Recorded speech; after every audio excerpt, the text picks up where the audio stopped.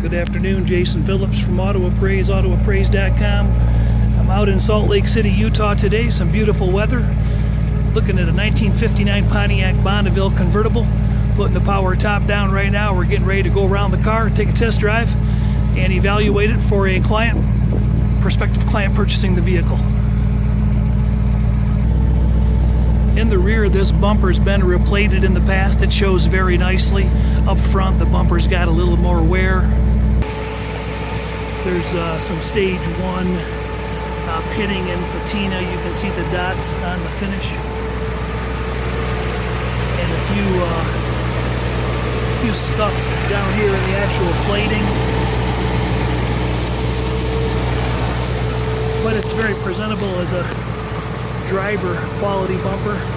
Give the back one a B or a B plus, where we give this one maybe a C or C minus. Very light patina on the upper spears on the fender trim. A little bit of wear in the grill. A few kind of small dings in the grill bezel. But pretty presentable for an original piece. The wipers are sweeping, all the lights are functioning as they should. A little bit of stage 1 patina on that piece. These are replacement emblems because the car wasn't originally a tri-power engine setup. Door handles and gaskets were likely replaced during the restoration.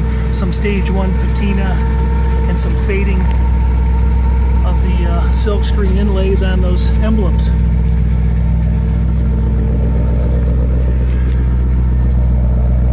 Trunk molding shows in the same condition.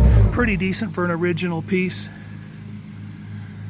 These reverse light bezels, these are original as well. Gonna open up the trunk. The trunk appears to be all original. It's in sound condition. No major body work was done. Looks like it was repainted when the car was painted. New cardboards and new kit. Spare and jack present. Power antenna is operable. I don't know what... The lip edges of the deck lid are in nice survivor shape. Jams look good. Rubber seal was changed. A little bit of paint peel there. Seems to have a matching spare that's brand new. Still has the nibs in the tread and the color pattern present, matching spare. It's got the removable portable trunk light flashlight option. Deck lid is finished off nicely on the inside. It's got an original set of 14-inch hubcaps that show pretty nicely from a short distance. Up close, there's a little bit of pitting on the tri-spears of the caps. A little bit of black dot patina. That mirror was either replated or replaced. Wiper stanchions are in pretty good shape. Little stage 1 black dot pitting. All the surround trim has been polished 20-25 years ago whenever the car was painted. A few wiper rub marks visible, but no major rock chips. It's a sun-tinted windshield. Side glass go up and down real nice. Window frames have some stage 2 patina. Rear window frames, stage 2, stage 3. Probably the most worn trim on the vehicle. The paint has nice reflective quality for an older repaint. Went around the car and you can see the reflective quality with minimal orange peel, level of orange peel that was somewhat present for the period. Little bit of repair work that's swelling here on the front of this rocker. Chip down there. Both of the lower fenders in this dogleg area have had some previous repair. Good magnetic adhesion on the door corners. Complete set of books, manuals. These are all originals. Nothing reproduction here. Here's the original package accessory price list. Package 59.1 and 59.2. Is that Chevrolet? Yeah. It says Chev on it. Maybe it doesn't go with this car. Right? Might not. Might go through 59 and PAL. Yeah. Oh. Yeah. This. Yeah. Here we go. This one doesn't go with this Yep. one. Yeah.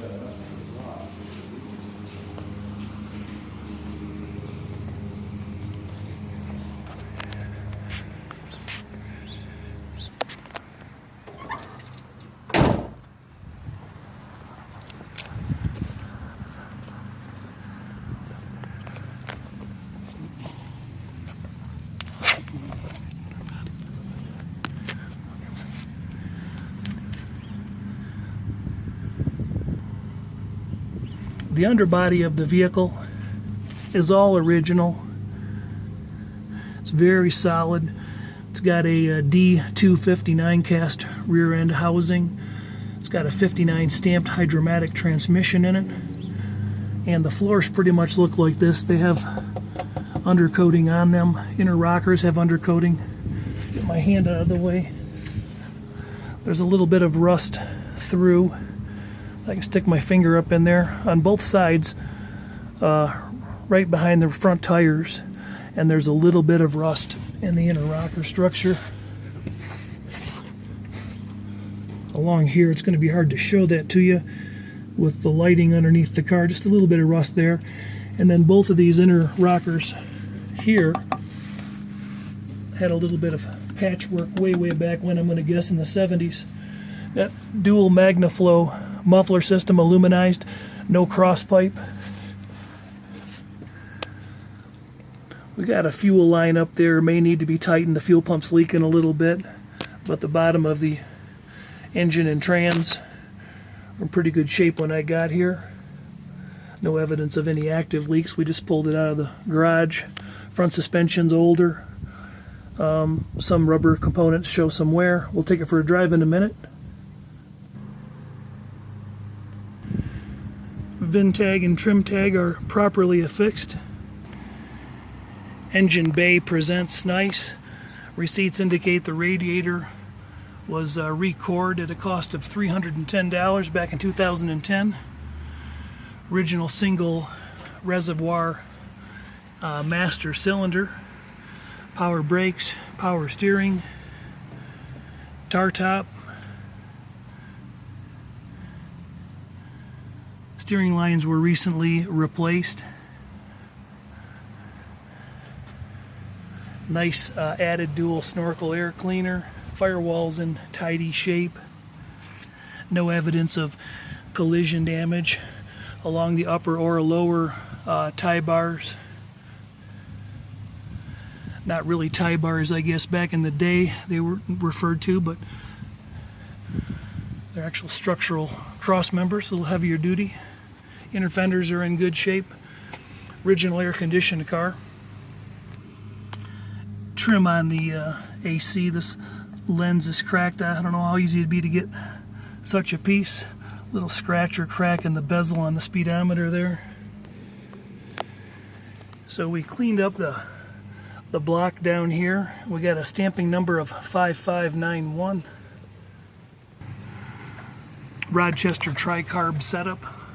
Looks like my camera's gone out of focus for some reason, don't know why, but that is not attractive. Let's try that setting. It looks better.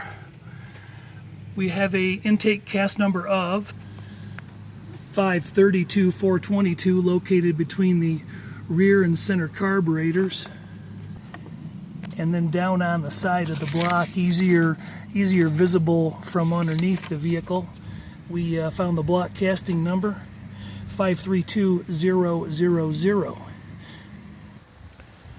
Okay, we're going to jump in and take a quick test drive. The battery's running low on my phone, so I don't know how much test drive we're going to get in, but we will we'll do what we can. Turning the key forward. We started up, pulled it out of the barn. Car showing 51,937.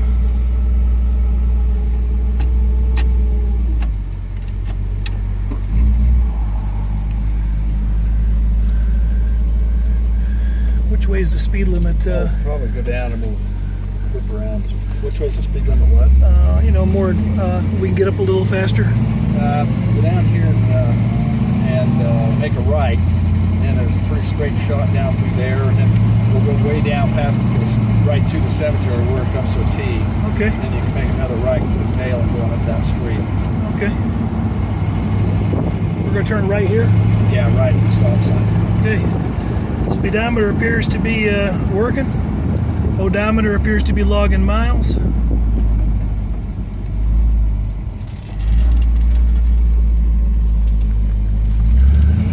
We're out wrapping up a pre-purchase inspection, Salt Lake City, Utah. Jason Phillips from Auto Appraise, autoappraise.com. 800-301-3886.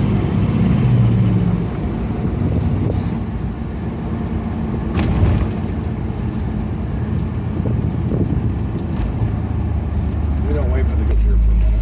We've gone through all the turn signals, brake lights, reverse lights. Everything seems to be operating. We're going to go ahead. There's first to second. There's second to third.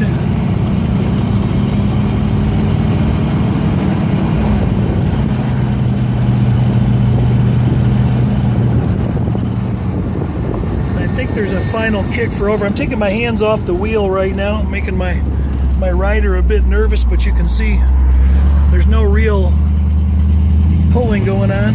Passing gear appears to be working.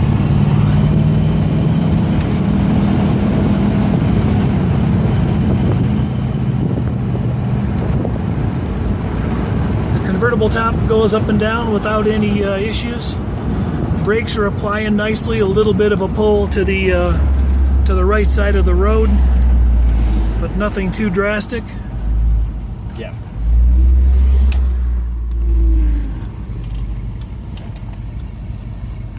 I can hear the turn signals clicking. I can't see them, but I bet they're there. There they are. Working on the inside. Actually, this one is not flashing on the inside, but it is flashing on the outside. Gas gauge is pegged over at full. We don't know if it's grounded out or working. Probably. Because I saw a note in that thing that I was showing you about the motor. There's a quick first to second. And second to third. I don't know if we get I think we get an additional shift there. It's pretty soft. I think it just slides in. Yeah.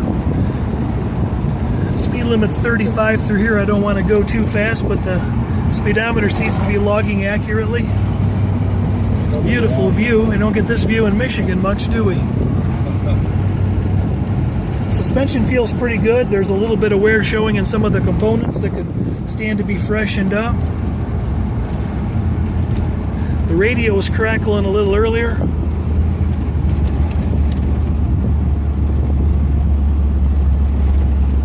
I put the car in reverse earlier and it seems to be backing up without any issues. A little bit of an exhaust leak, maybe coming from the left bank. I'm not positive about that, but it sounds like there might be a trickle. The exhaust system itself looks fairly new. It's an aluminized 2 1/4 inch with MagnaFlow mufflers. Transmission appears to have been rebuilt. The fluid is very clean, up to snuff. So we want to take a right. Okay.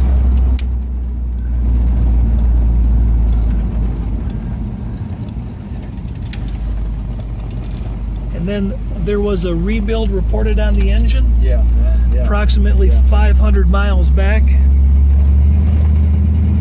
I think the miles were 51,400-ish on the documentation of the engine rebuild. No smoke when we started it up this morning.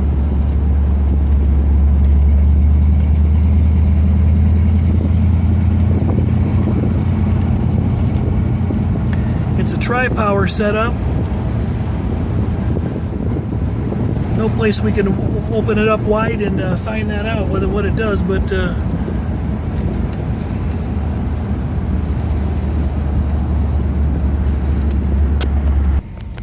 we'll give it one little quick hop.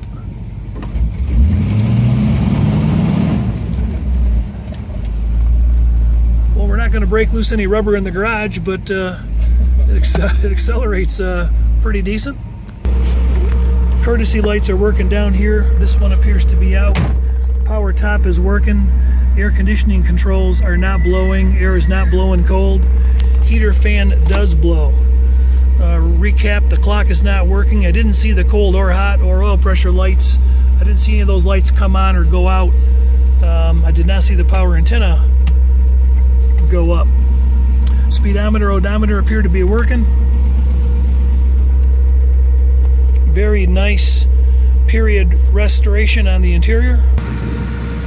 The seat covers show very nicely. Seat backs, as a recap, were repainted. Dash pads in good condition. some fade and wear and plastic chrome wearing down. Steering wheel's got hairline cracks and locations. Power windows are operating as they should.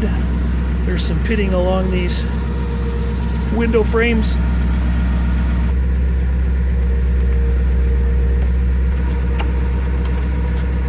But the motors seem good and strong.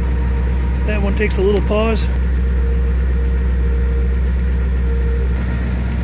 Glass is original, but there's no major roller marks or scuffs to talk about on the side glass, and the windshield appears to be in good shape. A few sweep marks from the wipers, but they all show pretty nice. The frames are a little bit worse pitted on the worse pitting on the driver versus passenger. A little bit of swelling in the bodywork down here. You can kind of hear that tick I was talking about.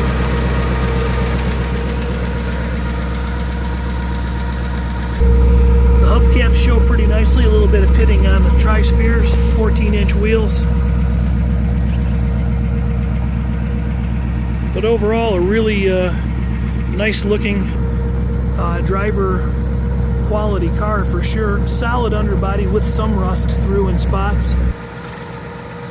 But it's got a very nice appearance from a short distance. A little bit of wear in that chrome front bumper.